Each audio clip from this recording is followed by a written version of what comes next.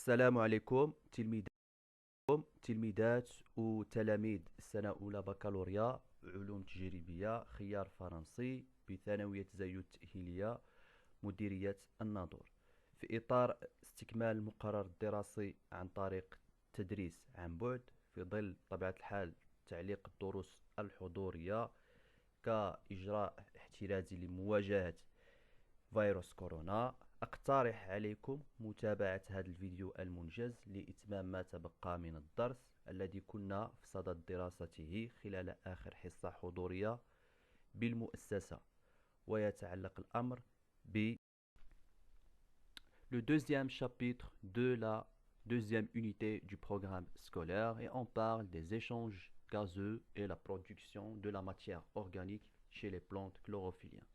Dans ce chapitre-là, on a déjà abordé les deux premières activités et une grande partie de la troisième activité. La première activité concernant la mise en évidence des échanges gazeux chlorophylliens, et on parle de l'absorption du CO2 et le dégagement d'O2 par le phénomène de la photosynthèse. Okay.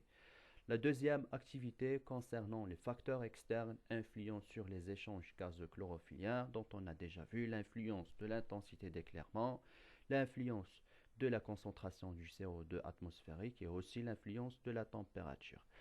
Après, on est passé à la troisième activité concernant les structures responsables des échanges gazeux chlorophylliens, dont on a mis en évidence les structures responsables de ces échanges, et on parle bien évidemment des stomates, leur structure et aussi leur mécanisme d'activité, c'est-à-dire le mécanisme d'ouverture et de fermeture de ces stomates.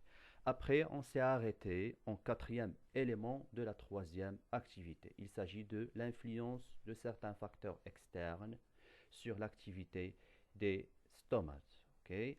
Et après, on va entamer la quatrième activité, et c'est la dernière, relative à la production de la matière organique chez les plantes chlorophylliennes, dont on va étudier deux éléments. Le premier concernant les conditions nécessaires à la production de la matière organique. On prend comme un exemple la production de l'amidon par les végétaux chlorophylliens et aussi la nature chimique de la matière organique produite par les végétaux chlorophylliens, bien évidemment. On reprend là où on s'est arrêté lors de la dernière séance en classe, en quatrième élément de la troisième activité, influence de certains facteurs externes. On parle bien évidemment des facteurs atmosphériques sur l'activité des stomates, c'est-à-dire l'ouverture et la fermeture des stomates. Pour cela, on va étudier le document 7. Voilà. Prenez avec moi le document 7. Voilà. Je vais donc lire les données documentaires et je vous demande de me suivre attentivement et de prendre même des notes. Ok, donc je commence à lire. Plusieurs facteurs externes agissent sur l'activité des stomates et influent sur les échanges gazeux, notamment la transpiration, tels que la température, la lumière, l'humidité, etc. La figure 1 présente l'influence de la lumière sur la perméabilité d'une feuille à un gaz en unité arbitraire. يعني شكل واحد سيكونتر فوالا يبين تأثير الإضاءة على نفاذية ورقة يخضورية لغاز ما بوحدات اصطلاحية. نفاذية الأوراق اليخضورية للغازات كتعبر على نسبة انفتاح الثغور. La figure 2 présente l'influence de la température sur l'ouverture des stomates. L'influence de la température تأثير الحرارة أو درجة الحرارة على نسبة انفتاح الثغور, le taux ou le pourcentage d'ouverture des stomates. La figure 3 présente l'ouverture des stomates selon l'heure de la journée et les conditions climatiques. Voici la figure 3. Elle représente le pourcentage d'ouverture des stomates selon l'heure de la journée. وهنا غنركزو فقط على ساعات النهار de 6h à 18h du l'aube jusqu'à le coucher du soleil. Selon, bien sûr, aussi un autre facteur, c'est les conditions climatiques. La question posée finalement est de démontrer comment les facteurs externes agissent sur l'activité des stomates. Donc, avant de démontrer le comment, on peut remplacer bien sûr le verbe d'action démontrer par le verbe d'action expliquer ou interpréter. Donc, avant de démontrer, il faut tout d'abord, comme d'habitude, analyser les données documentaires.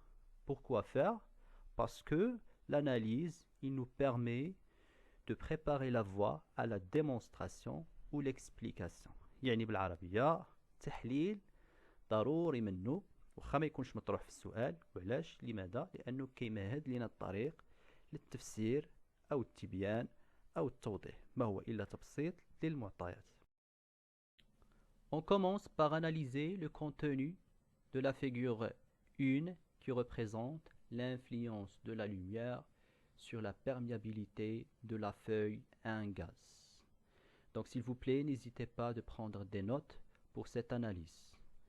Alors, comme on a déjà mentionné auparavant que la perméabilité de la feuille à un gaz reflète le taux ou le pourcentage d'ouverture ou de fermeture des stomates. Si la perméabilité d'une feuille chlorophyllienne à un gaz est élevé, c'est-à-dire que le taux d'ouverture des stomates est élevé. Alors que si la perméabilité elle est faible, c'est-à-dire que le taux d'ouverture des stomates est faible. Et en revanche, le taux de fermeture des stomates est élevé dans ce cas-là.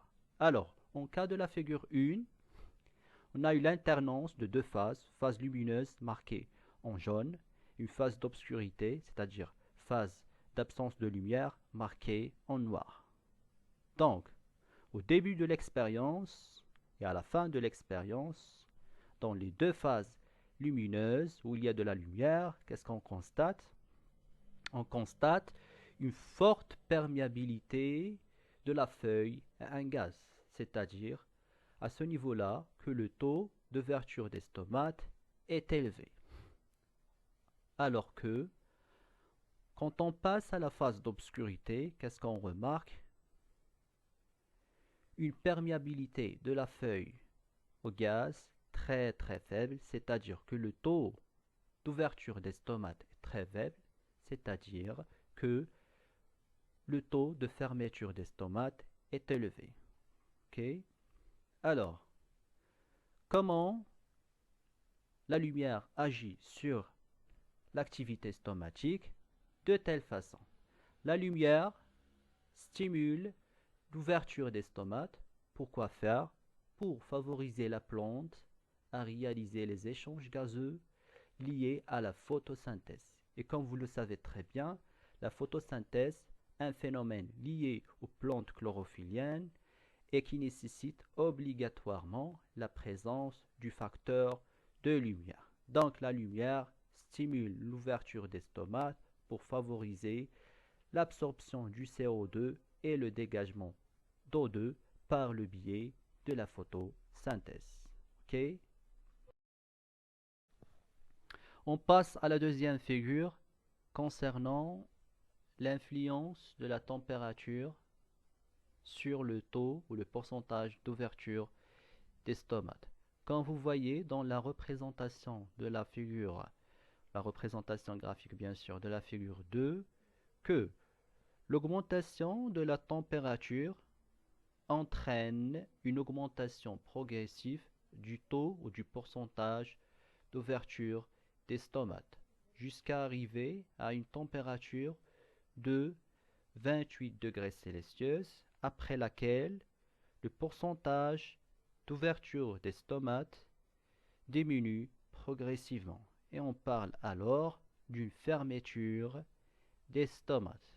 Donc, comment la température agit sur l'activité stomatique.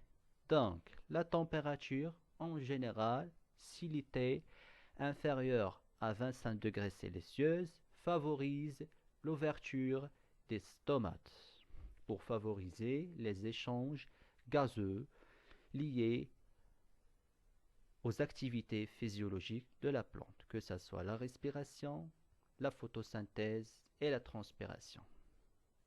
Mais à une valeur au-delà de 28 degrés Celsius, la plante ferme progressivement, bien sûr, ses stomates pour ne pas perdre beaucoup d'eau par le phénomène de la transpiration. Sachant que le phénomène de la transpiration est favorisé par l'augmentation de la température. Alors,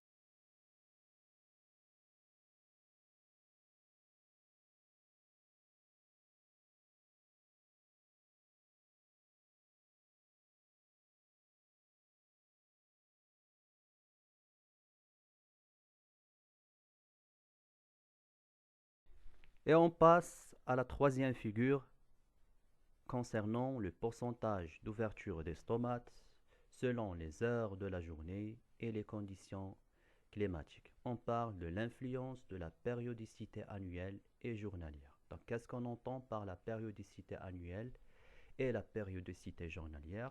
Donc, quand on parle de la périodicité annuelle, on parle des changements climatiques globaux relative à la variation des saisons de l'année. Donc كنتحدثوا على التغيرات المناخية الكبرى المرتبطة بتعاقب فصول السنة. Alors que quand on parle de la périodicité journalière, on parle des variations des conditions climatiques minimes selon les périodes de la journée. Donc تغيرات طفيفة للأجواء المناخية اللي كتوقع خلال النهار du matin au midi jusqu'à le soir.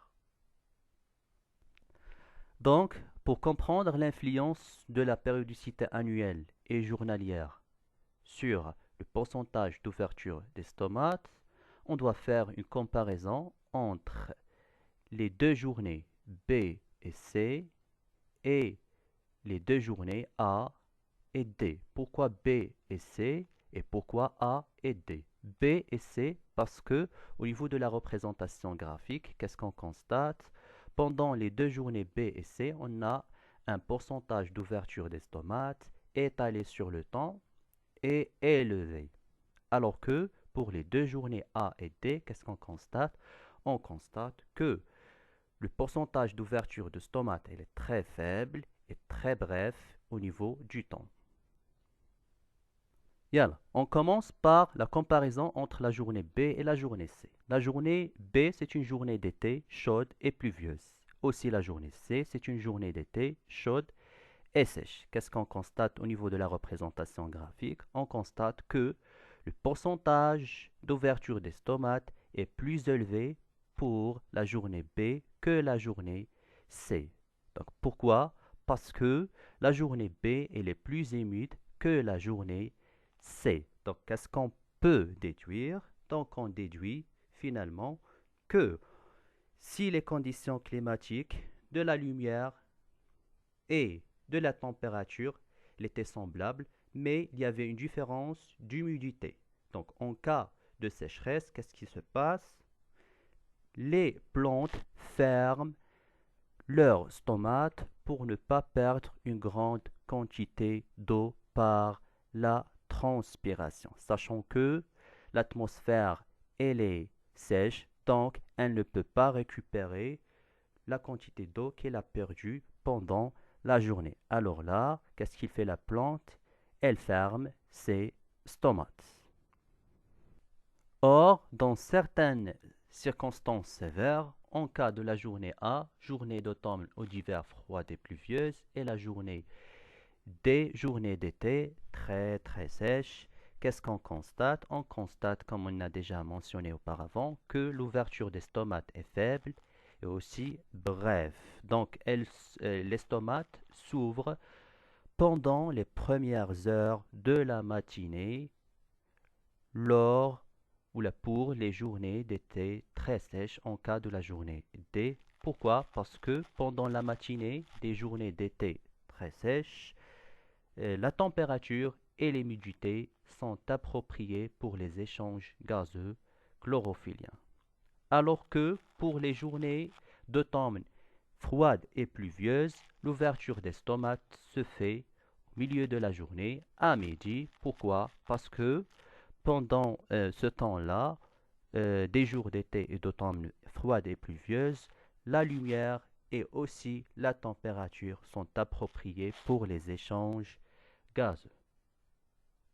Comment la périodicité annuelle et journalière agit sur l'ouverture ou la fermeture des stomates? C'est de telle façon. In vivo, في الحياة الحالة الطبيعية dans la nature, les plantes ouvrent leurs stomates lorsque les facteurs externes, on parle des conditions climatiques, température, humidité et intensité de la lumière, sont appropriés selon l'heure et les conditions de la journée. Autrement dit, plus simplement, si les facteurs externes, c'est-à-dire les conditions climatiques, sont appropriées, alors là, la plante ouvre ses stomates pour faire les échanges gazeux. Or, si les facteurs externes ont été inappropriés, alors là, la plante ferme ses stomates. Okay? Donc, naturellement, c'est tout un mécanisme lié aux conditions climatiques qui favorise l'ouverture ou la fermeture des stomates. Et voilà tout ce qui concerne le quatrième élément de la troisième activité. S'il vous plaît, essayez de prendre les notes que j'ai déjà mentionnées dans vos cahiers. Si vous avez des questions ou quelque chose qui cloche, n'hésitez pas de me contacter sur mon Gmail. Et merci pour votre attention. N'oubliez pas de rester chez vous et à la prochaine.